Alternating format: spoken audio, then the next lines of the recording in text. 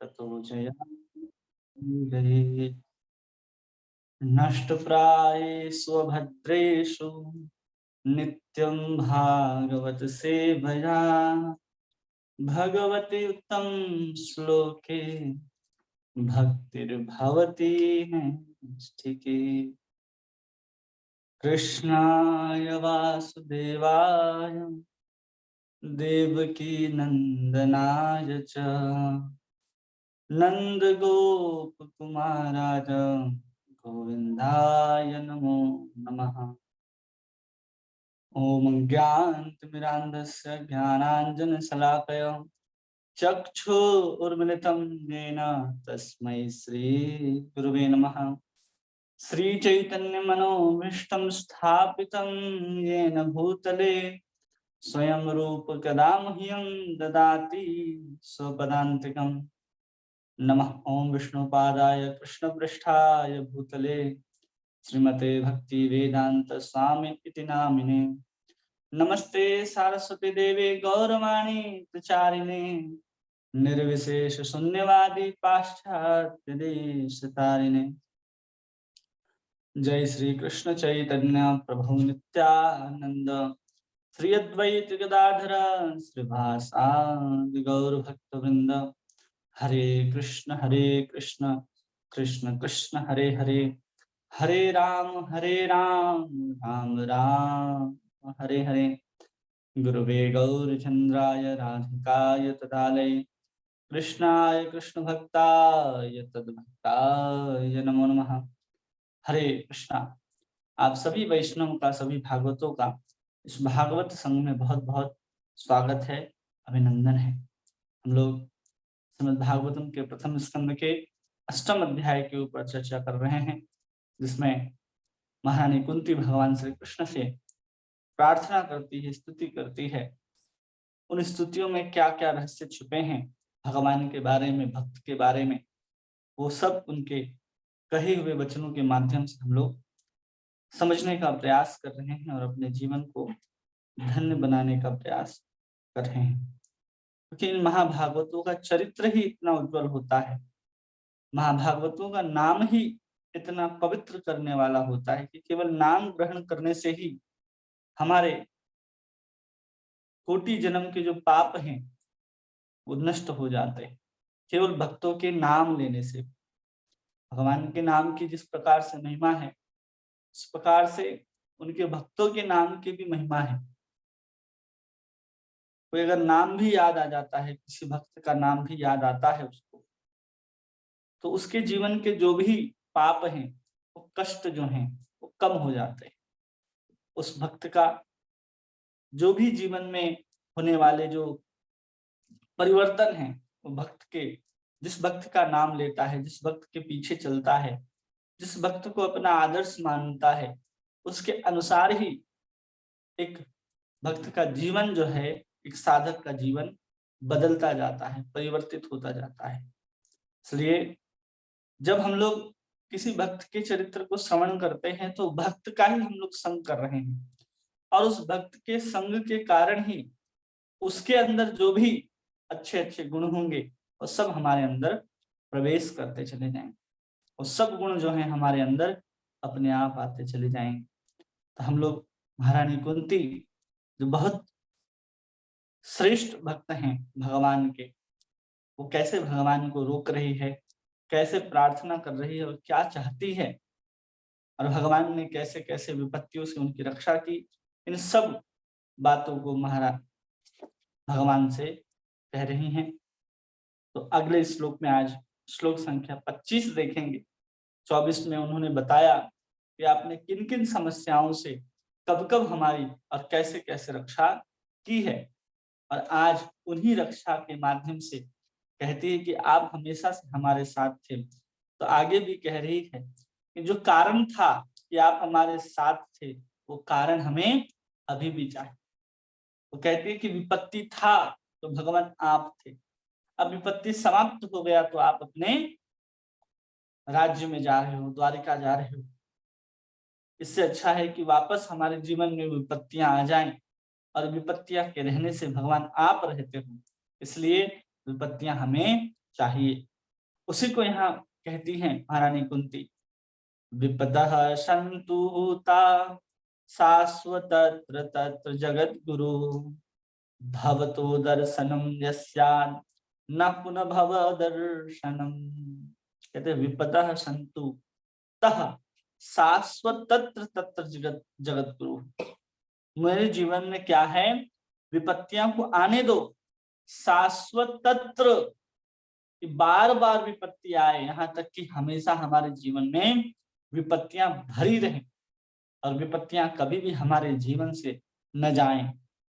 तत्र जगत गुरु, क्यों कि जहां विपत्ति होती है भवतो अदर्शनम, तो विपत्ति के कारण क्या होता है, आप हमें बार बार दर्शन देने आते हो, और जब हम आपका दर्शन करते हैं यस्याद अपुनः भव दर्शनम, उसके जन्म मृत्यु को बार बार देखना नहीं पड़ता।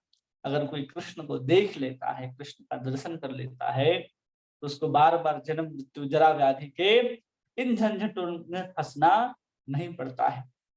इसलिए कह रहे हैं कि जो विपत्तियां हमारे जीवन में आएंगी वो कैसी विपत्तियां होंगी, जन्म मृत्यु जरा व्याधि से अधिक कष्टकारी विपत्तियां नहीं होंगी। यहाँ स्पष्ट पता चल रहा है, अगर जन्म मृत्यु जरा व्याधि के कष्ट को एक तरफ रख दिया जाए, और जो जीवन में, जो महारानी कुंती के जीवन में जो कष्ट आए, कि इतने सारे जो कष्ट झेलने पड़े उनको जीवन में, उससे ज्यादा कष्ट जन्म मृत्यु जरा व्याधि में ये बता रही।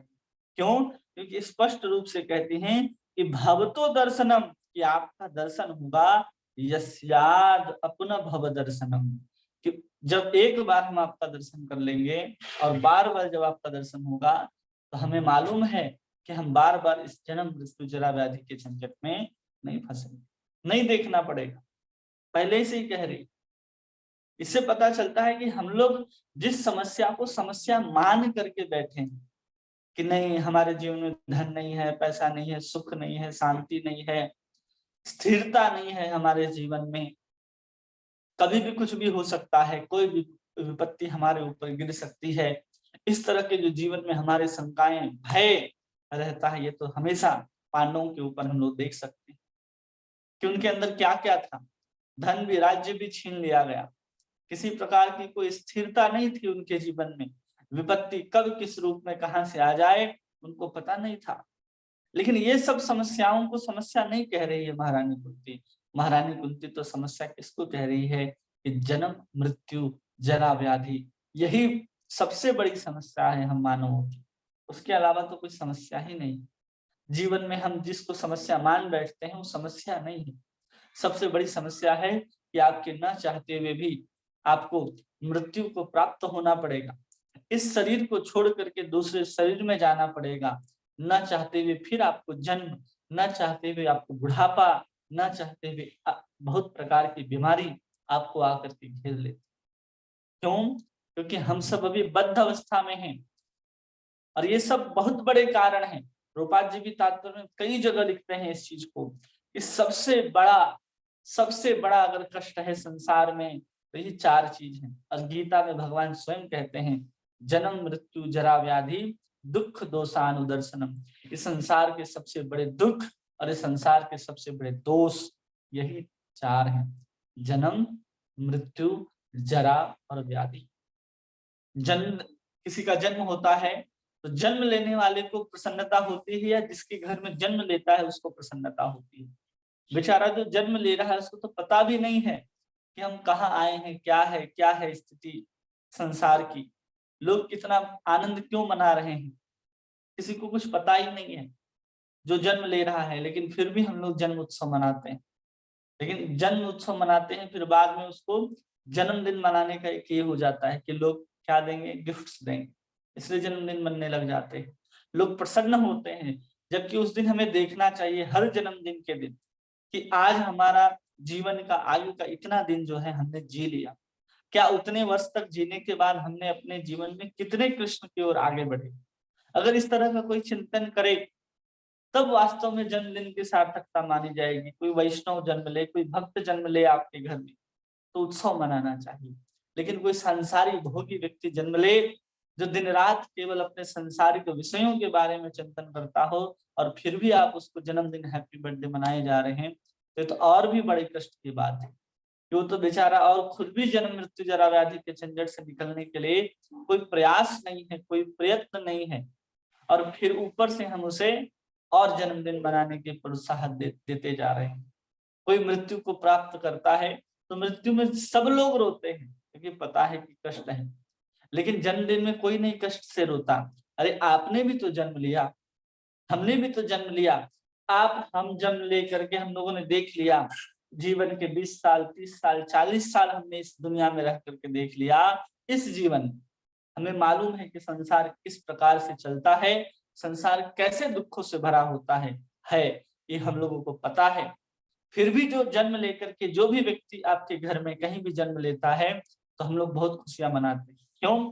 क्योंकि आपके दुख में एक और दुखी होने के लिए आ गया। इसलिए आपको पता होना चाहिए अरे संसार में कितना कष्ट है, एक और जीवात्मा क्या हुआ इस मनुष्य देह को प्राप्त करके दुख सहने के लिए यहाँ पर आ गया।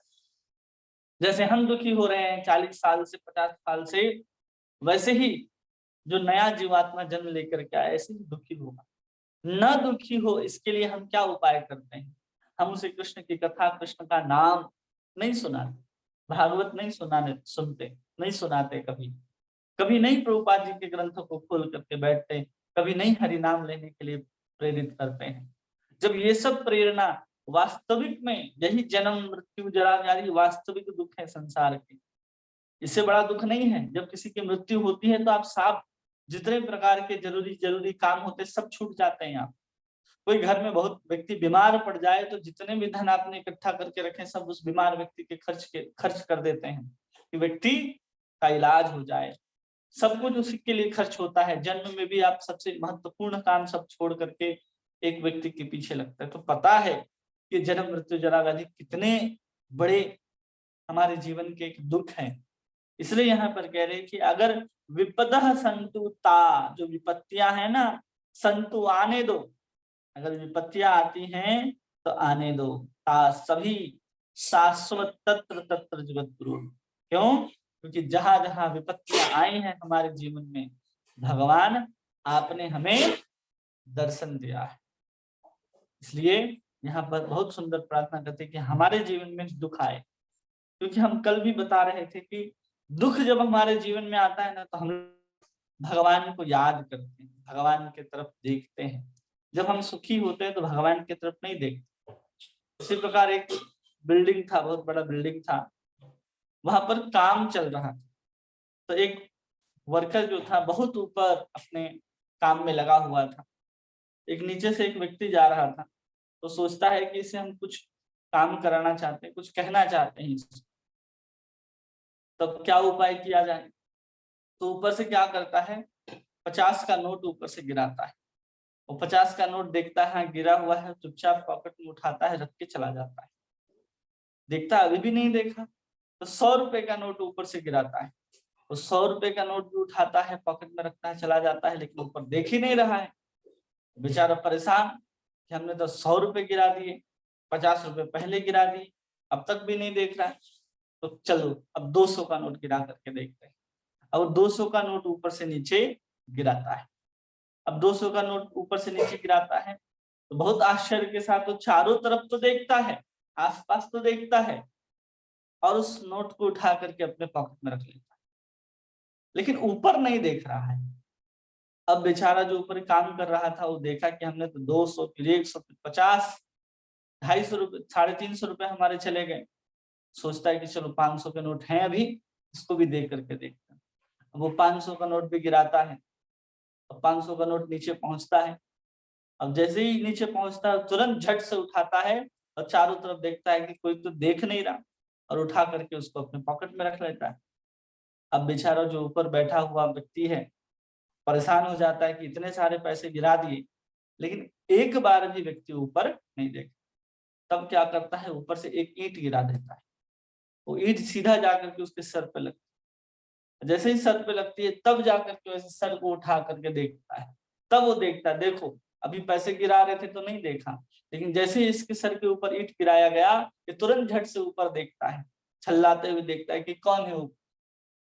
उसी प्रकार भगवान जब हमें हमारे जीवन में सुख देते रहते हैं ना, या हमारे जीवन में प्रारब्ध के अनुसार सुख मिलते रहते हैं, तो हम भगवान को याद नहीं करते। कभी भी कोई भी व्यक्ति जिस दशा में, जिस समय में, जिस काल में हम लोग जी रहे हैं, हम लोग अपने सुख की अवस्था में भगवान को याद नहीं की। मतलब ये है कि जब हम कृष्ण की भक्ति में भी आए हैं, तो ऐसा नहीं है कि हम बहुत सुखी थे, बहुत आनंद में जी रहे थे, इसके कारण हम भगवान के शरण में गए। नहीं, कहीं ना कहीं हमारे अंदर कोई ना कोई दुख था। उस दुखों को दूर करने के लिए हमें पता चला कि भगवान का नाम लेना है, ये सब है।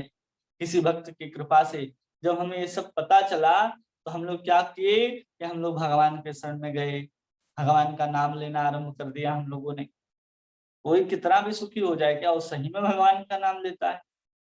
कोई भी सुख की अवस्था में भगवान का नाम नहीं लेता। सबके जीवन में परिवर्तन आता है दुख के कारण। दुख आया तो हम भगवान के शरण में गए, आर्त भाव से हम सभी भगवान के पास गए। भगवान कहते हैं ना कि 4 प्रकार के लोग मेरे पास आते हैं, आर्तो, अर्थार्थी, जिज्ञासु और ज्ञानी। तो इतने जिज्ञासु तो थे नहीं हम लोग कि हम कौन है, जीव क्या है, प्रकृति क्या है, काल क्या है, कर्म क्या है, ये तो पता नहीं था। जो जिज्ञासु होते हैं वो अगर भगवान के पास जाते हैं तो उसकी महत्ता क्या हो, और जो ज्ञानी है तो उसके लिए तो भगवान स्वयं कहते हैं, जो ज्ञानी मेरे पास आता है वो मुझे अत्यंत प्रिय है। अर्थार्थी, हमें कुछ प्राप्त करने की इच्छा होती है भगवान से, कि हम भगवान से कोई अर्थ प्राप्त कर ले, कोई धन प्राप्त कर ले, कोई राज्य, कोई वैभव, कोई ऐश्वर्य प्राप्त कर ले, इसके लिए भी हम लोग भगवान के पास जाते हैं। और आर्त, जब हमारे जीवन में कोई दुख आता है तो भी हम भगवान के पास ही जाते हैं। हम लोगों के जीवन में जो कुछ भी हो रहा है, क्या हम लोग प्रसन्नता के साथ भगवान के साथ आए हैं, या भगवान से बहुत प्रेम करते हैं इसलिए आए हैं, या हमारे जीवन में कोई जिज्ञासा उठी, हम इस जिज्ञासा को शांत करना चाहते हैं और फिर धीरे धीरे हम भक्त हो गए, या फिर हम इतने ज्ञानी थे कि हमें पता चल गया कि हम भगवान के शरण में जाना चाहिए, भगवान की सेवा ही हमारे जीवन का एकमात्र कर्तव्य है, एकमात्र उद्देश्य है। या हम जानते थे? नहीं जानते। केवल हम लोगों ने अपने कष्ट से बचने के लिए, अपने जीवन में कुछ प्राप्त करने के लिए कि हमें भगवान से कुछ चाहिए, हम लोगों ने भगवान की शरण ग्रहण की है। इसलिए भगवान का जब शरण ग्रहण करना है तो हमें भगवान से के पास आ भी गए हैं, चलो हम किसी माध्यम से आ गए, हमें धन चाहिए था, हमें दुख कम करना था, हमें ज्ञान चाहिए था, हम ज्ञानी थे, कोई भी माध्यम से अगर हम एक बार भगवान के साथ आ जाते हैं और फिर भगवान की कथा, भक्तों का संग करने लगते हैं, तो हम भगवान के पास जिस दुखों को कम करने के लिए, जिस धन के लिए, जिस जिज्ञासा की पूर्ति के लिए हम आए थे, उन सबको छोड़ करके हम भगवान के लिए ही भगवान के पास फिर रह जाते हैं। हम भगवान से कुछ और नहीं चाहते, क्योंकि हमें भगवान के पास जाकर के पता चल जाता है, भगवान की भक्ति से ये सब पता चल जाता है कि भगवान वास्तव में कितने दयालु हैं, कितने कृपालु हैं, कि भगवान तो स्वयं अपने आप को बेचने के लिए भक्त के हाथ में, अपने आप को खिलौने की तरह रखने के लिए तैयार हैं भक्त के हाथ में। तब जाकर के हमें भगवान से प्रेम होने लग जाता है और हम भगवान से प्रेम के साथ जुड़ जाते हैं। अब यहाँ पर दशा जो है कुंती का, वो दुख के कारण भगवान को इन्होंने कभी भी याद नहीं किया है, कि बहुत दुख है, बहुत कष्ट है, तो अब यहाँ पर याद किया जा रहा नहीं। ये पहले से भगवान के साथ इनका संबंध है। ये कुंती बचपन से भगवान की भक्त है, द्रौपदी बचपन से भगवान की भक्त है, अर्जुन, युधिष्ठिर सब बचपन से ही भगवान के भक्त हैं। ऐसा नहीं है कि बड़ा होने के बाद इनको पता चला कि भगवान कौन है, भगवान ने अवतार ग्रहण किया है, द्वारिका में रहते हैं, हमारे कष्टों को वही दूर कर सकते हैं, ऐसा बाद में नहीं पता चला। इन्होंने भगवान के साथ अपने संबंध को जोड़ रखा है। इसीलिए तो यहाँ पर माता कुंती भगवान की बुआ के रूप में है, भगवान की बुआ है, बुआ कह करके भगवान बुलाते हैं भगवान माता कुंती को। कितना बड़ा सौभाग्य है। यहाँ कोई दुख से नहीं जुड़ा है, कोई किसी वस्तु को चाहिए या युधिष्ठिर को राज्य चाहिए, राज्य की आकांक्षा से भी नहीं जुड़े, लेकिन भगवान की इच्छा है सब जगह, इसलिए भगवान की इच्छा से ही प्रेरित होकर के पूरे के पूरे परिवार, ये पांडव परिवार जो है वो भगवान के शरणागत, भगवान की भक्ति करता है, इसलिए हर विपत्तियों को इतने आराम से लोग सह जाते हैं कि उनको पता है कि विपत्ति आई है तो भगवान भी आएंगे। ये प्रसन्नता इनके अंदर रहती है कि अगर हमारे जीवन में विपत्तियां बढ़ती जा रही है, तो इन पांचों पांडवों को, कुंती माता को, द्रौपदी को ये पूर्ण विश्वास था कि हमारे जीवन में दुख बढ़ रहा है तो कोई बात नहीं, अब भगवान तो आएंगे ही आएंगे। जैसे किसी भगवान कहते हैं ना कि मैं कब कब अवतार लेता हूँ, परित्राणाय साधूनाम विनाशाय च दुष्कृताम, कि मैं परित्राण करने के लिए, साधुओं का परित्राण करने के लिए अवतार ग्रहण करता हूँ। तो अवतार ग्रहण करते हैं तो परित्राण, यहाँ साधु कितने बड़े साधु हैं, कितनी बड़ी साधुता है माता कुंती के अंदर। अब इनके जीवन के जो जीवन को परित्राण करने के लिए, इनके जीवन को, कष्ट को हटाने के लिए भगवान को तो अवतार लेना ही पड़ेगा। वो तो द्वापर युग में भगवान ने भक्त के कष्ट को हरने के लिए अवतार लिया है। कलयुग में कितने सारे भक्त के चरित्र हैं जिनके कष्ट को हरने के लिए भगवान ने स्वयं अवतार ग्रहण किया है। तब तो भगवान कहते हैं यदा यदा ही धर्मस्य ग्लानिर्भवति भारत अभ्युत्थानम धर्मस्य तदात्मानं सृजाम्यहम्, और भगवान उसकी रक्षा करने के लिए उपस्थित हो जाते। इसलिए महारानी कुंती अपने जीवन में शाश्वत दुख को मांगती है कि वो दुख जो है कभी भी हमारे जीवन से न जाए। दुख इसलिए मांग रही है महारानी कुंती कि दुख है तो आप होगे। यहाँ पर महारानी कुंती को दुख से ज्यादा चिंता भगवान को रोकने के लिए, इसलिए अपने जीवन में दुख को मांग रहे हैं। लोग सुखी होना चाहते हैं कि ये हमारे जीवन से चल जाए, ये हमारे जीवन से चला जाए। पति पत्नी पुत्र पिता कोई भी आज के समय में होता है तो लोग एक दूसरे से अलग क्यों हो जाते हैं? क्योंकि हमें इससे दुख मिल रहा है, हमारे कारण उसको दुख हो रहा है, उसके कारण हमें दुख हो रहा है। इसके लिए हम लोग क्या करते हैं, अलग अलग हो जाते हैं। आप अलग रहो, हम अलग रहते हैं। लेकिन वहां पर उन विपत्तियों में, उस दुख के क्षण में भी लोग भगवान का साथ चाह रहे हैं, क्योंकि वास्तविक संबंध है। उनको पता है कि भगवान ही होते हैं तो हमारे जीवन का कष्ट हर सकते हैं। कोई व्यक्ति विशेष, कोई सांसारिक लौकिक संबंध हमारे उस कष्ट को नहीं हर सकता है। भागवत के 5वें स्कंद में कहा जाता है ना मोचयेत समीपेत मृत्युम, अगर मृत्यु के पास आने के बाद अगर आपके पिता आपको उससे नहीं बचा सकते तो पिता नहीं, वो गुरु नहीं जो आपको मृत्यु से बचा सके, वो माता नहीं, वो देव नहीं है जो मृत्यु आने के बाद आपको बचा सकता है।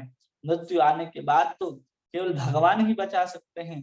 पांडवों के पूरे परिवार को देखो, कब कब मृत्यु नहीं आई। अभी भागवत में पढ़ा कि उत्तरा के गर्भ में जो भी जन्म भी नहीं लिया है, गर्भ के अंदर ही था, उसको भी बचाने के लिए भगवान अपने प्राण धन भक्तों के गर्भ के अंदर प्रवेश कर गए कि हम वहां भी रक्षा करेंगे, वहां भी भक्तों को बचाएंगे।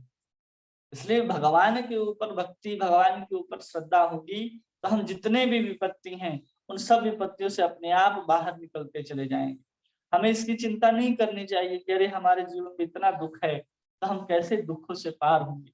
अरे दुख है तो उस समय जिस तरह से आपका हृदय पिघलता है, जिस तरह से आप दुखी होते हो, उस दुखी हृदय में जब आप कृष्ण का नाम ले लोगे ना तो सदा सदा के लिए आपके हृदय में अंकित हो जाएगा।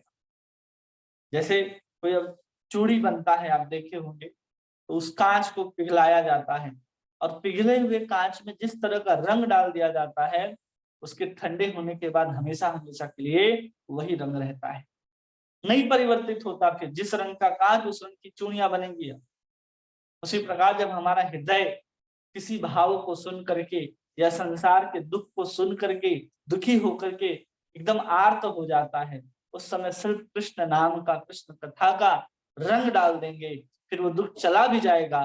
तो आपके हृदय की कोमलता के कारण जो कृष्ण का नाम, कृष्ण की कथा, कृष्ण की भावना को आपने श्रवण किया है, वो हमेशा हमेशा के लिए आपके हृदय में अंकित रहेगा। इसलिए करुण रस में भी कई बार कथा कही जाती है, सुनी जाती है। संसार के दुखी जनों को भी उपदेश दिया जाता है। जो संसार में दुखी होते हैं ना, उनको कहा जाता है कोई चला गया तो हाँ, संसार का यही नियम है, आत्मा तो अमर है, शरीर को तो जाना है। इस तरह के उपदेश दिए जाते हैं, गीता सुनाई जाती है। जिस घर के लोग चले जाते हैं उनको संतावना देने के लिए अभी भगवान ने पांचों पांडवों के पुत्रों की मृत्यु के पश्चात यही सब तो ज्ञान दिया था। क्योंकि उस समय की जो दशा होती है वो ज्ञान सुन करके उसको तृप्ति मिलती है कि हाँ, हमारे वेद पुराण शास्त्र जो हैं उसी शाश्वत सत्य को हमारे सामने प्रस्तुत करते हैं। उसको सुन करके हमें संतावना भी प्राप्त हो जाती है और हमारे हृदय को बल भी मिलता है और वो ज्ञान हमारे हृदय में अंकित हो जाता है। कभी कभी जो सब देखते होंगे, जो शमशान घाट किसी व्यक्ति के अंतिम संस्कार के लिए जाते हैं, तो जब तक संसार शमशान में रहेंगे बड़ी बड़ी बातें करेंगे कि हाँ, यही तो संसार है, यहाँ तो सबको आना है और जाना है। ये शरीर जो है शमशान की अमानत है। इस शरीर माँ के गर्भ से जन्म लेकर के एक शमशान की चिता पर आखिरी गति होती है। यही तो संसार है। आत्मा फिर अगले गति को प्राप्त करता है। ऐसे बड़ी बड़ी सिद्धांत, बड़े बड़े बातों को करते हैं और फिर जैसे ही घर आते हैं, मेरा बेटा, मेरा शरीर, मेरा पुत्र, मेरा बीमारी, मेरा घर, यही सब शुरू हो जाता है। क्योंकि उनके अंदर जो वैराग्य आया वो शमशान वैराग्य है। जब तक शमशान में व्यक्ति रहा, जब तक मरते हुए व्यक्ति को देखा, उसके अंदर वैराग्य हुई। इसलिए भगवान शंकर हमेशा शमशान में ही रहते हैं। हमेशा उनको पता है कि यहाँ पर जितने भी लोग हैं अपने शरीर को त्याग करने के बाद, ये वो लोग हैं जिनके पीछे पीछे लोग, जो लोग आए थे, कि मरे हुए व्यक्ति के कारण उन्होंने अपने जीभ से राम नाम सत्य कहा। घर से लेकर के घाट तक जितने बार राम नाम का नाम लिया, भगवान शंकर बहुत प्रसन्न होते हैं। इसलिए भगवान शंकर उन चिता के भस्म को अपने शरीर पर लेपन करते हैं। भगवान शंकर भी चाहते हैं कि सबका उद्धार हो, सबका संसार से जाए। इसलिए लोग कहते हैं कि हम काशी में जाकर के मरेंगे। काशी में जाकर के मरने वालों के लिए भगवान उनके कान में, शंकर स्वयं उनके कान पर तारक मंत्र, राम नाम मंत्र फूकते हैं, जिसके कारण मरने वाला व्यक्ति जो है वो भगवान के धाम जाता है। ये धाम की महिमा है। कोई वृंदावन जैसे, मथुरा जैसे स्थान है, उस स्थान में 16 संस्कार में कोई एक भी संस्कार हो जाए तो मृत्यु के बाद उसको कहते हैं कि भगवान के धाम की प्राप्ति हो। चाहे जन्म संस्कार, नामकरण संस्कार, चूड़ाकरण संस्कार, यज्ञोपवीत संस्कार हो जाए, विवाह संस्कार या फिर अंतिम संस्कार, कोई भी संस्कार हो जाए किसी तीर्थ में, तो उसको बहुत भाग्यशाली समझना है। क्योंकि अब उसके जीवन में बहुत ज्यादा दिन नहीं रह गए। अब 1-2 जन्म के बाद पुनः जन्म भी होता है तो उसे वृंदावन धाम में होगा और फिर वापस भगवान की भक्ति करके भगवान के धाम जा सकता है। इन सब के कारण यहाँ पर कह रहे कि हमें पूरे जीवन में मिले दुख के, और भगवान को यहाँ कह रहे जगत गुरु, कि आप क्या हैं? भगवान जगत के गुरु। 1-2 व्यक्ति के गुरु नहीं, जगत के गुरु। कृष्ण वंदे जगत गुरु। ये भगवान कृष्ण जो हैं पूरे जगत के गुरु हैं। आदि गुरु कृष्ण ही हैं। कृष्ण ही जब अपना विस्तार करते हैं बलराम के रूप में, वही बलराम, शेष, लक्ष्मण जो भी हैं, जो भी अवतार का स्वरूप है, लक्ष्मण जी, बलराम जी, नित्यानंद प्रभु, ये सब गुरु तत्व हैं और आदि गुरु भगवान कृष्ण है। इसलिए भगवान को यहाँ पर जगत गुरु कह करके भगवान को संबोधित कर रहे हैं। उस समय तो कह रही थी कि आप यशोदानंदन हो, नंदनंदन हो, अपने माता को बचाया, पिता को बचाया, हमारे पुत्रों को बचाया, मुझे बचाया, और अब कह रही कि आप कौन हो? आप जगत गुरु हो, आप इस जगत के स्वामी हो। जगत के स्वामी हो इसलिए आप इस कुछ भी करने में समर्थ हो। आप हमें दुख देने में भी समर्थ हो और दुख को मिटाने में भी समर्थ हो। लेकिन जब आप दुख देते हो तो उस दुख को हरने के लिए आप स्वयं आते हो। भगवान तो चाहते तो भगवान के एक एक इशारे से प्रकृति जो है अपना कार्य करती है। भगवान अपने मन के अंदर किसी विचार को करे उसके पहले प्रकृति समझती है कि भगवान क्या चाहते हैं। तो उनकी इच्छा से तो प्रकृति भगवान इन भक्तों के जीवन में आने वाले कष्टों को दूर कर सकती थी, लेकिन नहीं, उनके जीवन में जो प्रारब्ध है, जो भगवान की इच्छा है, उसको होने देती है। अब ताकि भगवान जो है उनके साथ आए, भगवान उनके जीवन में रहें और उनको भक्ति का जो भाव है इनके भक्त के जीवन में और उत्तरोत्तर बढ़ता जाए। इनके जीवन में देखो इतना कष्ट आया, भक्ति कम नहीं हुई, भक्ति और बढ़ता गया। आगे वर्णन आता है कि जब भगवान कृष्ण धराधाम को छोड़ करके चले जाते हैं और कुंती महारानी सब सुनती है कि भगवान चले गए, सुनने मात्र से महारानी कुंती अपने शरीर को धारण नहीं कर पाती, शरीर को छोड़ करके ये भी भगवान के साथ चली जाती। केवल सुनने मात्र से कि भगवान धरती छोड़ करके अपने लोक अपने धाम चले गए। केवल इतना सुनना है और कुंती अपने शरीर को छोड़ देती। इतना प्रेम है, कोई साधारण प्रेम नहीं है कि केवल कोई सुन ले कि उसका प्राण चला गया और यहाँ कोई प्राण छोड़ दे। वो रोने चिल्लाने गिड़गिड़ाने लग जाएंगे, लेकिन प्राण को धारण करके रखेंगे। लेकिन चिल्लाएंगे हम नहीं जी सकते, मर जाएंगे, लेकिन मरता कोई नहीं है। यहाँ पर महारानी कुंती ने वो चीज करके दिखाया कि जब वापस लौटते हैं अर्जुन और कहते हैं कि अब भगवान कृष्ण हम लोगों को छोड़ करके चले गए। जब तक भगवान थे हमारे अंदर, मैं दुनिया का सबसे सर्वश्रेष्ठ गांडीवधारी अर्जुन बना था, लेकिन आज मुझे एक साधारण जो कबीले वाले लोग रहते हैं, घूमने वाले लोग रहते हैं, उन्होंने मुझे हरा दिया। बताता है और क्यों ऐसा हुआ, तो कहते हैं कि भगवान अब इस धरती को छोड़ करके अपने धाम चले गए, अपने स्वधाम चले गए। इतना सुनना था कि द्रौपदी का प्राणांत कुंती अपने प्राणों को धारण नहीं कर पाती है, कुंती अपने प्राणों को छोड़ देती है। सबसे बड़ा कष्ट यही है महारानी कुंती के जीवन में कि भगवान नहीं, इसलिए चाह रही है कि दुख आए और दुख आए तो आप आए, इसलिए करिए भवतो दर्शन, ये आपका दर्शन होगा भगवान। केवल और केवल भगवान के दर्शन करने की इच्छा है। यही भावना भीष्म पितामह के अंदर भी थी। भीष्म पितामह इसलिए लड़ रहे थे कौरवों की तरफ से कि अगर भीष्म पितामह नहीं होते दुर्योधन की तरफ से तो महाभारत लड़ने की हिम्मत शायद दुर्योधन नहीं करता। उसकी बुद्धि इतनी खराब भी नहीं थी कि ऐसे व्यक्तियों को लेकर के युद्ध लड़े, कर्ण को लेकर के युद्ध लड़े। नहीं लड़ता, मित्र कहने के लिए है लेकिन नहीं लड़ता। लड़ता क्यों लड़ रहा था? क्योंकि भीष्म पितामह का वचन है कि जो इस राज्य में होगा मैं उसकी रक्षा करूंगा, और भीष्म पितामह के पास इच्छा मृत्यु का वरदान था। और वही भीष्म पितामह कल के दिन, कल 29 तारीख था, कल के दिन अपने शरीर को छोड़ते हैं। कल के दिन ही उन्होंने अपने शरीर को उस शेष शैया पर से छोड़ करके भगवान के धाम गए थे। कल 14 तारीख को नहीं, 15 तारीख को नहीं, कल के दिन भगवान भीष्म जो हैं इस धराधाम को छोड़ करके भगवान के धाम में प्रयाण कर जाते हैं। तो भीष्म पितामह इसलिए लड़ रहे थे वहां, क्योंकि अगर हम भगवान के तरफ से लड़ेंगे तो भगवान की हमें क्या दिखाई देगा कि हम पीठ ही देख पाएंगे, किनारे से ही देख पाएंगे। लेकिन अगर हम दुर्योधन की तरफ से, कौरवों की तरफ से लड़ेंगे तो भगवान कृष्ण का जो सुंदर सांवला स्वरूप है, सुंदर जो मुकुट धारण करते हैं, बहुत सुंदर, जिन्होंने द्वारिकाधीश एक राजा का वेश धारण कर रखा है, पीताम्बरी लहरा रही होगी, अर्जुन के सारथी के रूप में घोड़े के लगाम को पकड़े होंगे। जब मैं अर्जुन के ऊपर रथ चलाऊंगा तो भगवान अपने भक्त की रक्षा करने के लिए कैसे हमारे तीर को चलाए हुए तीरों को, बाणों को अपने शरीर के ऊपर ले लेंगे। मैं उस भक्त वत्सलता को देख करके अति आनंदित होना चाहता हूँ, भगवान के सुंदर रूप माधुरी का आस्वादन करना चाहता हूँ। इसलिए भीष्म पितामह भी लड़ रहे थे कौरवों की तरफ से। बहुत सारा कारण है इधर से लड़ने का, कुछ उनके वचन भी थे, कुछ ये भी भाव बताते हैं। उसी प्रकार महारानी कुंती भी चाहती कि दुख ही दुख रहे जीवन में, ताकि आपका दर्शन, क्योंकि भक्त को भगवान का दर्शन करके जो आनंद मिलता है, जो जिससे प्रेम करता है, वो प्रेम जो उसका प्रेमास्पद है, अगर उसका दर्शन हो जाए उसको किसी भी माध्यम से, तो कितना आनंद आता है।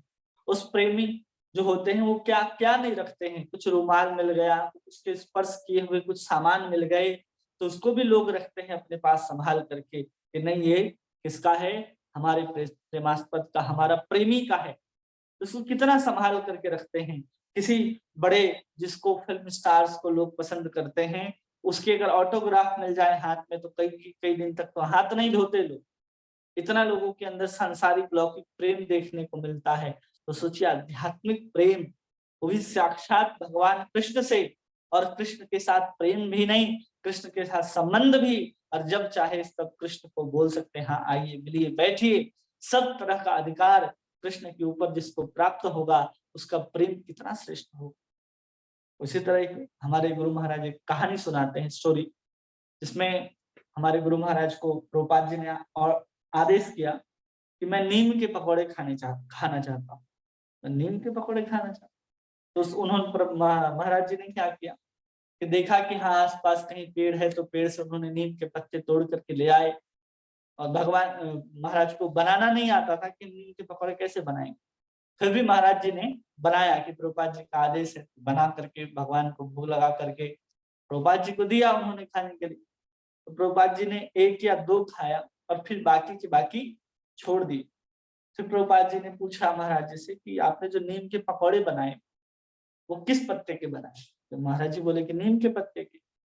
तो जो पकौड़े जो बनते हैं वो नए नए जो लाल लाल थोड़ी सी उसमें लालिमा आई होती है नीम के पत्ते में, वो नए नए जो कोमल सुकोमल पत्ते, उसकी अगर आप पकौड़ी बनाओगे तो खाने में अच्छा भी लगेगा, अत्यंत कड़वा नहीं हो। लेकिन महाराज जी ने क्या किया, नए नए पत्तियों को ना ला करके बड़े बड़े पत्तियों को जो पुराने हो चुके होते उन पत्तियों को ला करके बना दिया। तो महाराज जी कहते हैं कि प्रभुपाद जी ने 2-3 खाया, मतलब वो प्रभुपाद जी का प्रसाद बन गया। और वो कब की बात है, लगभग 1974-75 की बात है।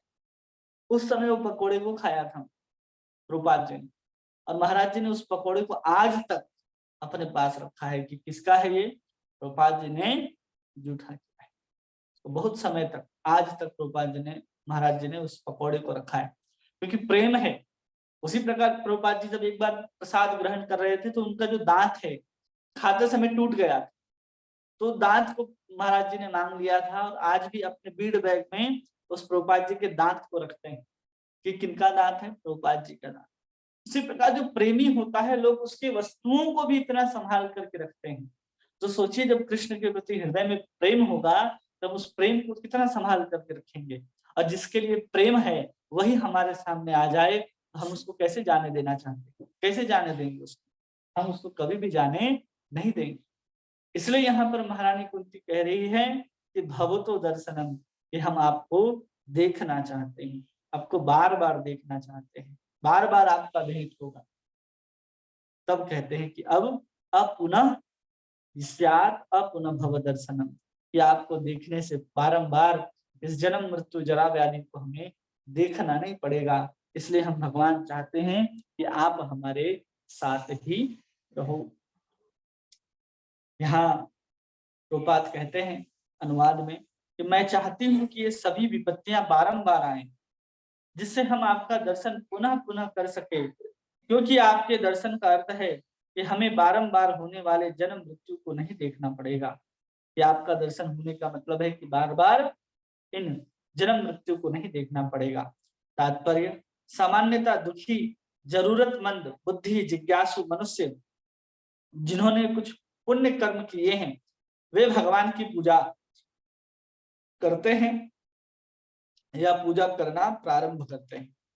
अन्य मनुष्य जो दुष्कर्म से ही फूलते फलते हैं, चाहे वो जिस स्तर के हों, माया द्वारा भ्रमित होने के कारण भगवान के पास नहीं पहुंचते। और हम लोग अगर भगवान के पास हैं, चाहे जिसके माध्यम से भी आए, भगवान से जुड़ना महत्वपूर्ण है।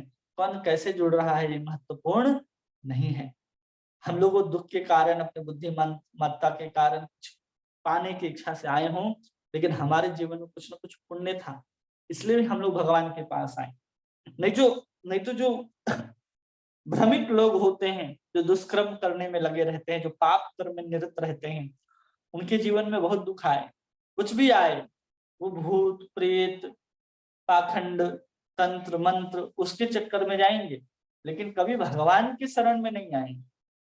क्यों नहीं आएंगे? क्योंकि उनके जीवन में वैसी बुद्धि जागृत नहीं होती, उतना पुण्य ही नहीं होता कि उनके अंदर थोड़ी सी भी जिज्ञासा हो कि चलो हम थोड़ा दर्शन करके आते हैं, थोड़ा मंदिर के दरवाजे तक जाते हैं, किसी साधु से कुछ सुनते हैं, किसी साधु की कुछ सेवा करते हैं।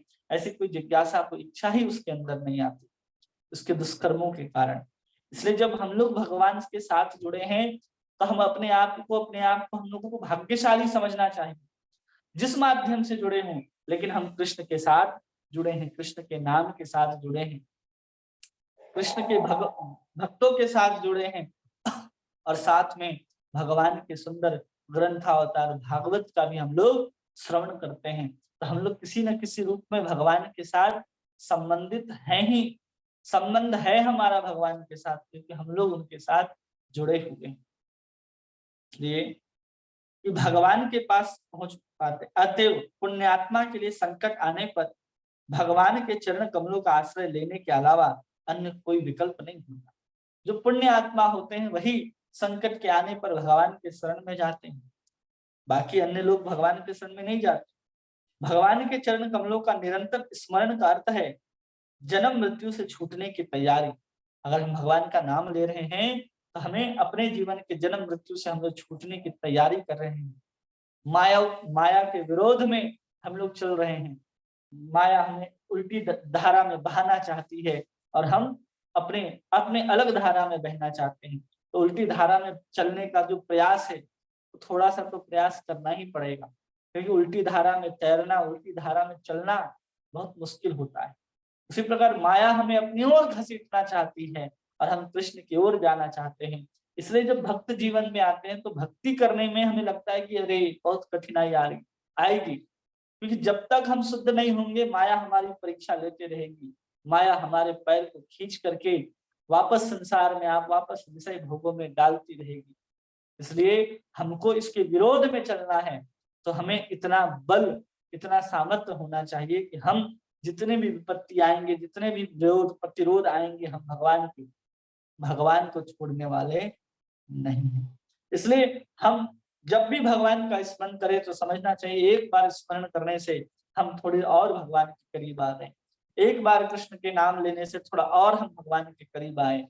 वैसे ही हम निरंतर इस जन्म में नहीं तो अगले जन्म में, किसी न किसी जन्म में तो हम भगवान के करीब, भगवान के धाम पहुंच ही जाएंगे।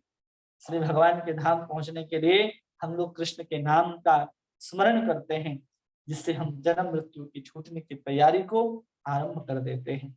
अतः भले ही तथाकथित आपत्तियां आए, उनका स्वागत है, क्योंकि वे हमें भगवान के स्मरण का अवसर प्रदान करती हैं, जिसका अर्थ है मुक्ति। अच्छा है दुख आती है तो आए, दुख आते हैं तो हम भगवान का स्मरण और प्रगाढ़ता के साथ और तीव्रता के साथ अगर हम ग्रहण करते हैं तो हम इस, जिसका अर्थ है कि हम धीरे धीरे मुक्ति की ओर आगे बढ़ रहे हैं। इसलिए हमारे जीवन में आने चाहिए विपत्ति। इसलिए यहाँ पर महारानी उनकी विपत्ति को मांग रही है। बस हमारे अंदर इतना बल, इतना दृढ़ निश्चय होना चाहिए कि जब विपत्ति आए तो हम कृष्ण का नाम स्मरण कर पाए। कभी कभी हम लोग देखते हैं कि जब कभी पैर फिसलता है, कभी जाते हैं तो आपके मुख से क्या निकलता है? कृष्ण निकलता है, नहीं निकलता, राधे निकलता है, नहीं निकलता, नहीं निकलता है तभी दूर है। उस अचानक जब आपको मन कॉन्शियस ना हो, मन एकदम एकाग्र ना हो, उसमें भी अचानक जो मुख से आपके नाम निकल जाए, कृष्ण का, राम का, हरि का, तो समझना चाहिए कि आपके अंदर चेतना में अब कृष्ण जो हैं वो धीरे धीरे समाहित हो रहे हैं, समा रहे हैं आपके अंदर वो कृष्ण, कृष्ण का नाम आपके अंदर समाहित हो रहा है।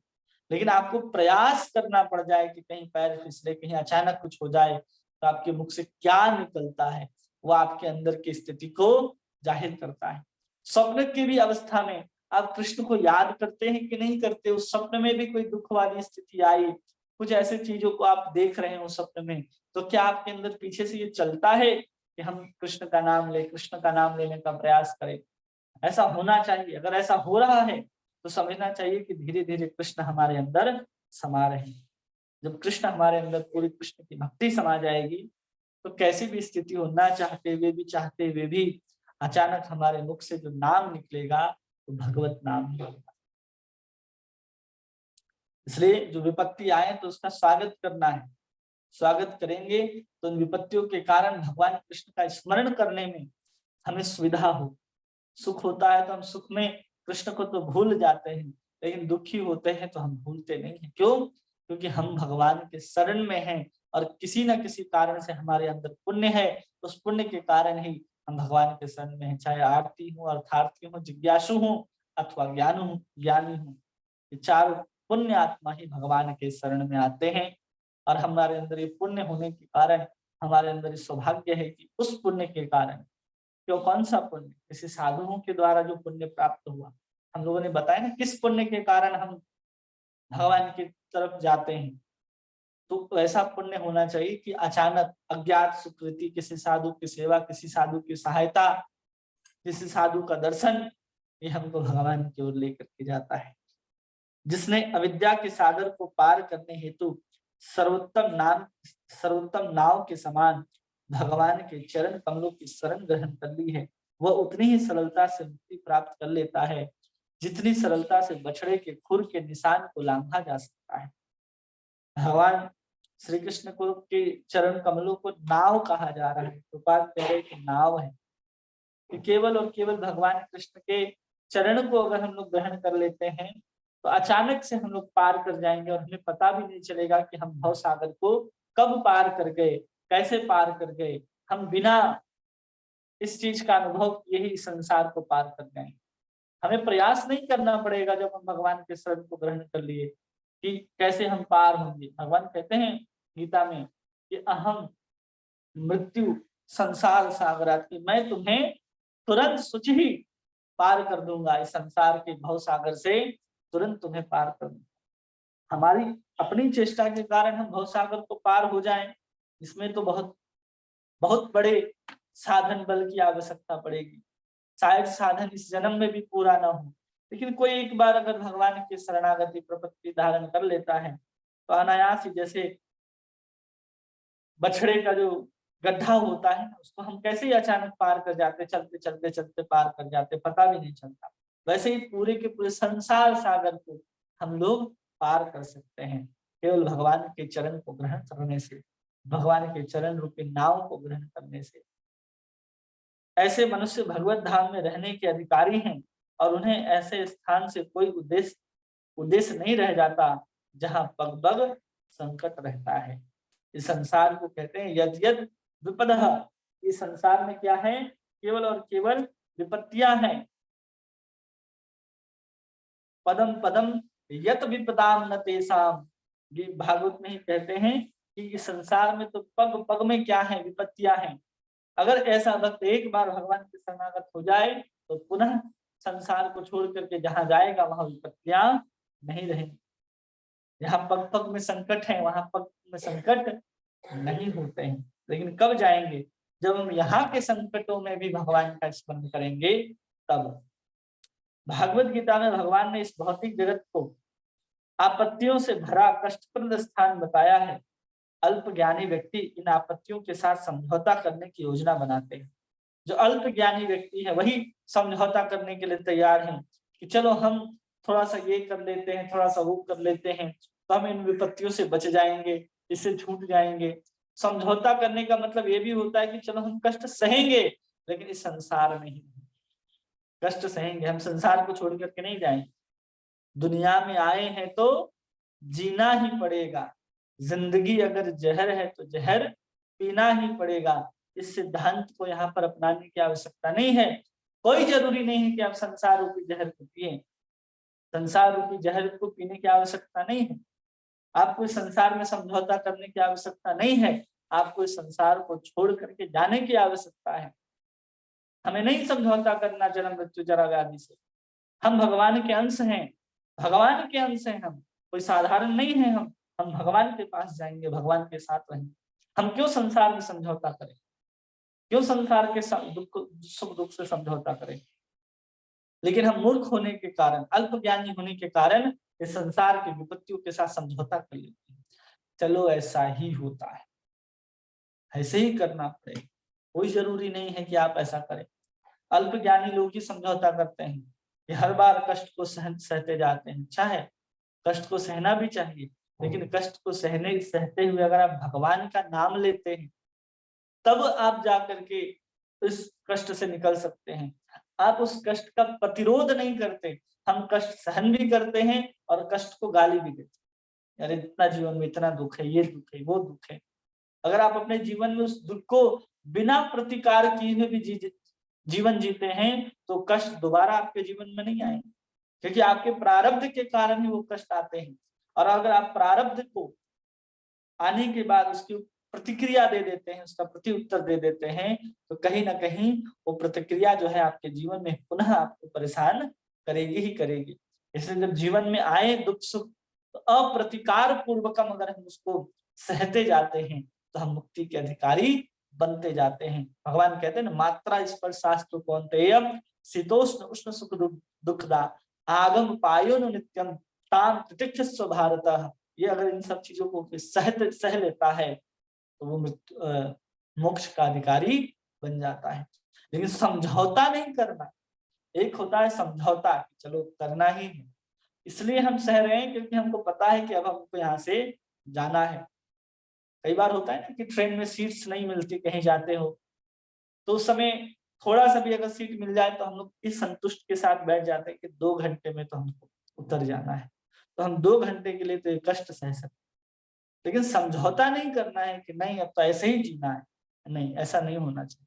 अल्प ज्ञानी लोग संसार के दुखों के साथ समझौता करते हैं और ये नहीं जानते कि इस स्थान की प्रकृति विपत्ति भरी है, इस संसार में विपत्ति ही है।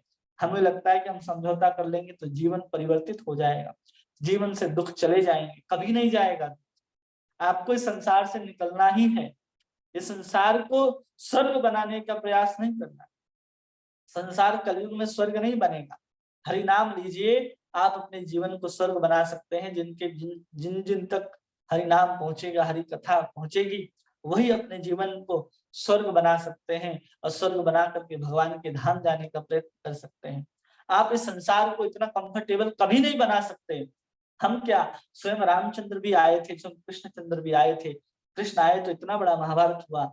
जब भगवान रामचंद्र आए थे रावण से युद्ध करना पड़ा, खरदूषण को मारना पड़ा, विराट को मारना पड़ा, रावण माता सीता जानकी को उठा कर ले गया।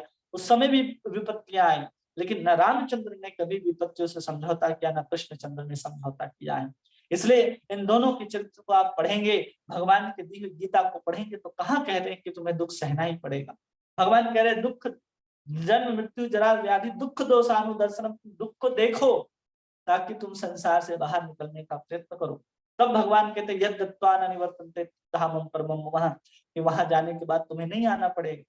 इसलिए भगवान कह रहे तुम संसार के शरण में मत जाओ, मेरी शरण में आओ। समझौता करने की बात तो भगवान ने कहीं कही, हम लगे हैं समझौता करने के लिए कि थोड़ा सा कष्ट सही लेते, सहो, लेकिन किस लिए? समझौता के लिए नहीं, इसलिए कि हम 2 घंटे अगर दुख सह लेते हैं तो उस दुख को सहने के बाद उस दुख के घड़ी में हम जितना कृष्ण का नाम याद करेंगे उतने हम कृष्ण के करीब पहुंचेंगे। इसलिए हमें दुख को सहन करना है, इसलिए नहीं कि हमें तो अभी जन्म लेना है फिर बार बार इस संसार में ही रहना है, तो हम रह लेते हैं। नहीं, कहा जाता है कि समुद्र में रह करके मगर से बैर नहीं करना चाहिए, पानी में रह करके मगर से बैर, तो हम उसे बच बच कर रहते हैं, अपना प्रॉपर डिस्टेंस मेंटेन करके कि हम निकल जाएं। लेकिन वास्तव में हमें संसार के दुख को देखना है, समझना है, और हमारे जीवन में है दुख, हम उस दुख को समझौता करते जाते हैं। जन्म रूपी जो दुख है उसमें समझौता कर लेते हैं, हैप्पी बर्थडे टू यू कह करके, कुछ गिफ्ट्स लेकर के, कुछ संतावनाएं प्राप्त करके, बीमारियों में बड़े हॉस्पिटल और पैसे का मुख देख करके बीमारियों से समझौता कर लेते कि हमारे पास धन है, ये डॉक्टर है, हॉस्पिटल है, हमारी बीमारी को ठीक कर देंगे। बुढ़ापा के साथ समझौता कर लेते, अरे सबको आना है बुढ़ापा, सबको एक दिन बुढ़ापा घेरता है, उसके साथ भी समझौता कर लिए। मृत्यु तो संसार का सत्य है, इसको तो हमें स्वीकार करना ही पड़ेगा, उसके साथ भी समझौता कर लिए तो मरना तो सबको है, हम भी मरेंगे। जबकि हम हैं कौन? हमें शरीर नहीं है, शरीर बार बार मर रहा है और अपने आप को हम शरीर समझने के कारण इस संसारी लोगों की भांति इस संसार से समझौता करने में लगे हैं, लेकिन हमें संसार से समझौता नहीं करनी है। आगे कह रहे हैं उन्हें भगवान के धाम का बिल्कुल भी ज्ञान नहीं होता, जो आनंद से भरपूर है, जहाँ तनिक भी आपत्ति विपत्ति नहीं है। अतएव समझदार मनुष्य का यह कर्तव्य है कि भौतिक आपत्तियों से अविचलित रहे, क्योंकि आपत्तियां तो परिस्थितियों में आती हैं। भगवान कह रहे हैं कि जिनको पता नहीं है कि भगवत धाम भी है जहाँ पर विपत्तियां नहीं होती, वहां पर जाने का प्रयास करना चाहिए जहाँ आनंद से भरपूर है। और समझदार मनुष्य का कर्तव्य है कि आपत्तियों से अविचलित रहे, उसे घबराना नहीं है। हम लोग आपत्तियों से घबराते हैं, विपत्तियों से घबरा जाते हैं, क्योंकि घबरा जाते हैं तो लगता है कि अब हम क्या करें, कैसे दुख जाएगा, कैसे दुख जाए हमारे जीवन से, ऐसा बहुत कुछ हम लोग सोचने लग जाते हैं, क्या करें सब हमारे जीवन से जाए। कुछ ना कुछ तो समझौता कर ही लेते हैं ना हम लोग दुख के साथ, या तो दुख के साथ रहते हैं या दुख को हम लोग निकालने का प्रयास करते हैं अपने जीवन में। भगवान कह रहे हैं उस दुख को सहना है, उस दुख को अपने जीवन में आने देना है, अविचलित होकर के, हमें विचलित नहीं होना है। इसलिए कई बार हम कहते हैं कि जिसको सहना आ गया उसको रहना आ गया, जिसको संसार में सहना आ गया, उसको संसार में रहना आ गया है। क्योंकि आपत्तियां तो परिस्थितियों से आती जाती रहेंगी। सभी प्रकार के अपरिहार्य विपत्तियों का सामना करते हुए मनुष्य को आत्म साक्षात्कार की प्रगति करना चाहिए, क्योंकि मानव जीवन का यही उद्देश्य है। आत्मा समस्त भौतिक आपत्तियों से परे है, अतएव तथाकथित आपत्तियां मिथ्या बतलाई गई हैं। स्वप्न में मनुष्य को अपने आप को बाघ द्वारा निगला जाता देख सकता है, उस आपत्ति के कारण चिल्ला सकता है, किंतु वास्तव में न तो बाघ रहता है न आपत्ति, ये तो पूरा स्वप्न है। उसी प्रकार जीवन की सभी आपत्तियां स्वप्न के तुल्य हैं। यदि कोई भाग्यवश भक्तिमय सेवा द्वारा भगवान के सानिध्य प्राप्त कर सकता है तो लाभ ही लाभ है। नवधा भक्ति में किसी भी एक के द्वारा किया जाने वाला भगवान का सानिध्य भगवत धाम जाने की दिशा में एक कदम आगे बढ़ाने के समान है। जो हमारे जीवन में जो दुख है ना, वो दुख कैसे हैं? स्वप्न में कोई बाघ हमें खा गया तो हम चिल्लाना शुरू करते हैं, कुछ भी सपने में होता है तो हम तो भयभीत हो जाते हैं। तो उसी प्रकार संसार में भी जो दुख है वो स्वप्नवत है, क्योंकि हम तो शरीर है ही नहीं, आत्मा है। जैसे ही हम भगवत धाम जाएंगे संसार स्वप्नवत समाप्त हो जाएगा हमारे लिए। वास्तव में संसार जो है वो सत्य भी है और असत्य भी है। असत्य इसलिए क्योंकि आप देख रहे हो, अनुभव कर रहे, इसलिए सत्य है, और असत्य इसलिए कि आज है और कल समाप्त हो जाएगा और फिर से इसकी सृष्टि पुनः की जाएगी। आज आप हो, कल आपका शरीर बदल दिया जाएगा। इसे जब तक आप हो तब तक सत्य है, जब आपका शरीर इस शरीर को छोड़ करके चला जाएगा ये शरीर असत्य हो जाएगा। उसी प्रकार इस संसार को भी स्वप्नवत प्रभुपाद बता रहे हैं कि संसार के जो दुख हैं वो स्वप्न की भांति हैं, इसलिए उन दुखों से विचलित नहीं होना है और दुखों के साथ समझौता नहीं करना है। अविचलित होकर के उन अपरिहार्य दुखों को सहन करते हुए कृष्ण की भक्ति करनी है। नवधा भक्ति में कोई भी एक भक्ति जिसमें सबसे श्रेष्ठ है भगवान नाम का कीर्तन अगर हम करते हैं तो हम भगवान की ओर अपने कदम को आगे बढ़ाते जा रहे हैं, बढ़ाते जा रहे हैं, बढ़ाते जा रहे हैं, जिससे भगवान के धाम तक हम पहुंच जाएंगे। हम अपने विपत्तियों को हटाने का प्रयास न करें, बल्कि अविचलित होकर के उस दुख में, उस विपत्ति में कृष्ण का नाम ग्रहण करेंगे। तो जैसे महारानी कुंती कह रही है कि भवतो अदर्शनम, कि हम आपका दर्शन बार बार कर सकते हैं और आपका दर्शन हो गया तो हम जन्म मृत्यु जरा व्याधि से छूट सकते हैं। इसलिए दुख जो है हमारे लिए उपहार के स्वरूप है, ऐसा समझना है, तब हम संसार में सुखी रह सकते हैं। हमारे जीवन में दुख की गिनतियों को हम गिनते रहेंगे कि हमारे पास फटे कुर्ते, फटे साड़ियां, हमारा जपमाला उसके जपमाला से अच्छा नहीं दिखता, उसका काउंटर मेरे काउंटर से अच्छा नहीं, इसी चक्कर में पड़े हैं। भक्ति में आकर के ये सब हमें दुख दिखाई देते हैं। उसके पहले सांसारिक दुख कि हम मटर पनीर की सब्जी नहीं खा रहे, हर दिन हम केवल आलू की भुजिया खा रहे, इस सब दुखों के चक्कर में हम लोग पड़े रहते। उस दुखों को अविचलित भाव से भोगते चलना है, उसका प्रतिकार नहीं करना है, और उस दुख के घड़ी में भी कृष्ण का नाम लेना है। कम भोजन हो लेकिन कृष्ण का नाम स्मरण हो, केवल नाम हमारा स्मरण होना चाहिए, इसका भाव हो। भक्ति में आकर के भी हम लोग क्या क्या नहीं देखते, अरे माता जी ने तिलक बहुत अच्छा लगाया है, और माता जी का गोपी ड्रेस बहुत अच्छा है, ये प्रभु जी का धोती बहुत अच्छा है, ये सब में फंस जाते हैं। वहां से निकल करके यहाँ आए और यहाँ भी फंसते हैं। इसलिए ये सब भी विपत्तियों के ही समान है। इसलिए एकदम अपने आप में आप निश्चित रहे कि हमारा नाम, हमारा जपमाला, हमारी भगवान की भावना हमारे हृदय में। बाहर से किसी की भावना, किसी के वस्त्र, किसी के आभूषण से किसी की भक्ति को हम पहचान नहीं सकते। उसके हृदय की भावना से उसकी भक्ति की पहचान होती है। इसलिए कौन क्या पहन रहा है, क्या कैसे जपमाला है, क्या एम्ब्रॉयडरी है उसकी जपमाला में, न देखते चुपचाप कृष्ण का नाम लेना है। नाम लेना महत्वपूर्ण है, और जपमाला में कैसा माला है, क्या है, उसका कोई महत्व नहीं। कर माला में जपते थे हमारे गोस्वामीगण, उंगलियों में ही नाम जप लिया करते थे बिना माला। हमारे पास तो माला है ताकि हम अपने माला के द्वारा अपने मन को केंद्रित कर सकें। जब हम माला को घुमाएंगे तो माला हमारे जीवन को पूरे के पूरे घुमाने में सामर्थ्य है। आप केवल माला करते रहो, जीवन एक बार एक न एक दिन कृष्ण की तरफ जरूर मोड़ करके रख देगी वो माला, कृष्ण का नाम। किसी का कोई प्रश्न है जो आप पूछना चाहते हैं, पूछ सकते हैं, कोई बात जो आपको समझ में ना आई हो। आवाज जा रही है हमारी सबके पास? हरे कृष्ण प्रभु जी, प्रणाम। हरे कृष्णा प्रभु, प्रणाम। बहुत अच्छी तरह समझ में आया प्रभु जी। और अब उसकी व्याख्या जो हम अपने मुखारबिंद से नहीं कर सकते हैं। सत्यता यह है कि जो भी आपने बताया जीवन का यथार्थ वही है प्रभु जी।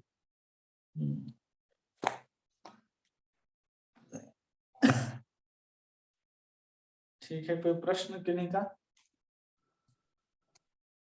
प्रिया माता जी, मीनू माता जी, तनु माता जी।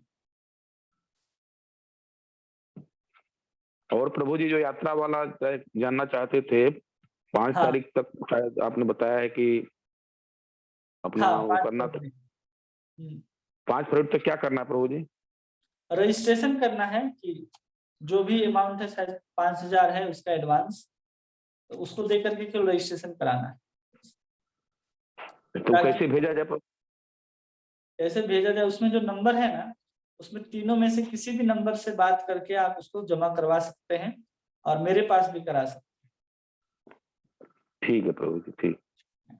हमने जो प्रभु जी जो डायरेक्ट यहाँ से गोरखपुर से वहां जाने के लिए था, पुरी के लिए, वहां करा लिया हूँ रिजर्वेशन। और हाँ वापसी का भी करा लिया हूँ प्रभु जी, गोरखपुर से, वहां से हावड़ा से गोरखपुर का। ठीक है प्रभु।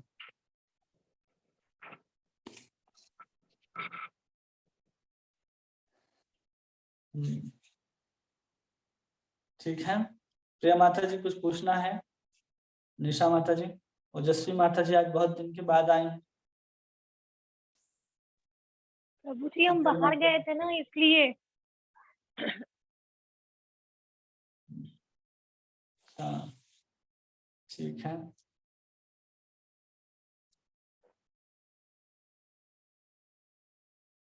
तनु माता जी, प्रिया माता जी। हरे कृष्णा प्रभु जी, दंडवत प्रणाम। हरे कृष्णा, दंडवत प्रणाम। प्रभु जी अच्छे से समझ आया, बहुत क्लियर था हर चीज ना, बहुत अच्छे एग्जाम्पल के साथ आपने समझाई। एक वो एग्जाम्पल दिया जो आपने पैसों वाला और ईंट वाला, वो बहुत अच्छा था, बहुत अच्छे, मतलब हर चीज को क्लियर किया आपने। बस एक ना मन में दुविधा है, पूछते हुए थोड़ा सा वो हो रहा है कि जो प्रभुपाद जी ने वो बोला नीम के पकोड़े बनाने के लिए प्रभु जी, तो वो उनकी आंतरिक इच्छा थी खाने की या कोई परीक्षा के भाव से बनवाए थे प्रभु जी? नहीं, आंतरिक इच्छा थी। प्रभुपाद जी बंगाल से है ना, तो नीम के पकोड़े खाना उनका एक ये है। उस तरह की चीज वस्तु को प्रभुपाद बहुत पसंद करते हैं। जैसे प्रभुपाद जी को सबसे ज्यादा पसंद है कचौड़ी। प्रभुपाद जी का फेवरेट आइटम है कचौड़ी और गुलाब जामुन। प्रभुपाद जी को खिलाया गया तो प्रभुपाद जी को बहुत पसंद आता है। उसी तरह सबका कुछ फेवरेट होता है। परीक्षा नहीं था, वैसे ही इच्छा हुआ था प्रभुपाद जी को खाने का, इसलिए। अच्छा अच्छा। और प्रभु जी माफी चाहती हूँ, ये भी पूछना चाहूंगी कि महाराज जी कौन से थे? परम पूज्य नवयोगेंद्र स्वामी महाराज। अच्छा, ठीक है ठीक है प्रभु जी, दंडवत प्रणाम। अच्छा लगा मुझे ये सुन के, मतलब एक अलग सा वो था, हमने कभी नहीं सुना था कि देखो महाराज जी ने कैसे, मतलब उनकी उस चीज को कैसे, मतलब एक दांत को और एक पकोड़े को, मतलब अलग सा भाव है सच में। वाकई जिसे प्रेम करो उसकी एक छोटी छोटी चीज को भी हम संभाल के रखते हैं, इसको कहते हैं प्रेम। जय प्रभु जी, दंडवत प्रणाम प्रभु जी, धन्यवाद आपके। प्रणाम। और किन्हीं का कोई प्रश्न है? हरे कृष्ण प्रभु जी, दंडवत प्रणाम। हरे प्रभु जी कृष्णा। अच्छे अच्छे से समझ में आया कुंती महारानी। मतलब क्या, हम लोग तो तुच्छ बुद्धि के हैं, तो कुंती महारानी इतनी श्रेष्ठ थी, सब कुछ पता था, फिर भी इतनी विनीत भाव से कैसे भगवान से प्रार्थना कर रही है। समझ सब कुछ तो पता था ही है। हमारे लिए तो एक मतलब उच्च कोटि की शिक्षा है ये हमारे लिए। तो हम अपनी तुच्छ बुद्धि से क्या कर सकते हैं? थोड़ा बहुत, थोड़ा हम थोड़ी थोड़ी तो सीख लेनी चाहिए, कितना विनीत रहना चाहिए, कितनी भगवान की भक्ति में रहना चाहिए, अपनी इंद्रियों को कैसे भगवान में 24 घंटे लगाना चाहिए। हम तो तुच्छ बुद्धि के हम, ये तो कहने की बात है, कर तो सकते नहीं हम कुछ, लेकिन फिर भी एक कोशिश प्रयास तो कर सकते हैं प्रभु जी। और आप जैसे समझाते हैं, हमारा आपके जो आप जैसे भी जो हर एक चीज अच्छे से समझाते हैं, तो बहुत हमें तो इस चीज की बहुत जरूरत है प्रभु जी। बहुत हमारी ऐसा नहीं है, हमें भी इच्छा है कि हम हमें भी इतनी कुछ थोड़ी बहुत ये आ जाए कि हम सीख ले या कर सके। इच्छा तो रहती है प्रभु जी हमारी। अब 2-3 साल से इसमें लगे हैं, तो बहुत कुछ चेंजेस भी हो गए हैं। अब इसी में मन लगता है, करना भी चाहते हैं, लेकिन हम संसारी लोग हैं, हम तो उसी हिसाब से कर रहे हैं प्रभु जी। हरे कृष्णा प्रभु जी। हरे कृष्णा।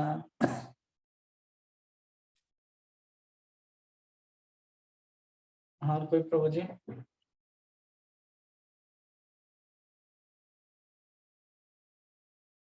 ठीक है, तो आज जो हम लोगों का माधुरी कादम्बरी का क्लास होगा, तो 7:30 बजे से फिर से 9 बजे तक हम लेने का प्रयास करेंगे।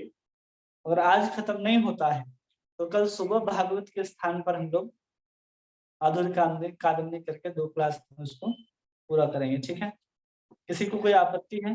7:30 हरे बजे। कृष्णा प्रभु जी। प्रभु हरे जी कृष्णा। कल नहीं हुई क्लास रात को? हाँ, कल रात को नहीं हुई, कल कहीं हम गए थे, सुबह से ही गए थे, इसलिए नहीं हो पाया। अच्छा प्रभु जी, मैसेज, हाँ। एक ना प्रार्थना है आपसे। एक मतलब एक तो ना मैसेज, मैं तो कितनी देर ज्वाइन करके ही बैठी रही प्रभु जी, मुझे लगा कि क्लास नहीं, होगी। कल मैसेज कल पूछा गया था ऑनलाइन क्लास में ही, शायद एन उपाध्याय प्रभु जी ने पूछा था होगी कि नहीं होगी, तो हमने बताया था। नहीं, हमने नहीं सुना प्रभु जी ये चीज। तो आप प्लीज एक बार ना प्रभु जी, कोई भी क्लास होती है ना, शुरू करने से पहले बस एक ना मैसेज डाल दिया करो ज्वाइन फास्ट का प्रभु जी। हमें ये हो जाएगा अभी क्लास लगने वाली है ना प्रभु जी। कई बार हाँ, ऐसा हो जाता है ना, दिमाग से मतलब निकल जाता है, जैसे जो भी है। तो ज्वाइन फास्ट का मैसेज जरूर डाल दिया करो प्रभु जी। ठीक है। ठीक और है जो प्रभु। भगवत गीता का जो सबको प्राप्त हो गया होगा, वो कब से हाँ होने वाला है वो, तो उसको कोशिश कीजिए कि जल्दी से जल्दी लोग रजिस्ट्रेशन प्रारंभ करें। जी प्रभु जी, वो तो हाँ, हम लोग जो यहाँ पे हैं वो तो अपना हम कर ही देते हैं ना। और हाँ। बाकी जो लोग हैं उनको हम मैसेज कर देते हैं जो जुड़ना चाहते हैं। हम्म, तो ठीक फिर है हो ना प्रभु जाएगा। जी? और यात्रा में जो लोग जाना चाहते हैं वो भी बता दें। निशा माता जी, कितने लोग हुए आपके तरफ से? हो रहे हैं लोग तैयार? क्योंकि एन उपाध्याय प्रभु ने तो अपना टिकट बनवा भी लिया। हाँ, उन्होंने तो बना दिया प्रभु जी। सिर्फ फोन आ रहे हैं लोग, और 5 तारीख के मैं बोली उनके पहले है, सब बातें चल रही रोज रोज। अभी हाँ, अकाउंट नंबर तो दिया है उनको, जो लोग कांटेक्ट कर रहे हैं तो हाँ, डालेंगे पैसे। अभी तो कोई डाला नहीं, लेकिन बोल रहे हैं हमारे तरफ से 5 है, कोई बोल रहा है 3 है, ऐसे करके। तो 15-20 लोग करीब हुए प्रभु जी अभी। मतलब पैसे नहीं आए, बट बात हुई है। अच्छा, गाजिया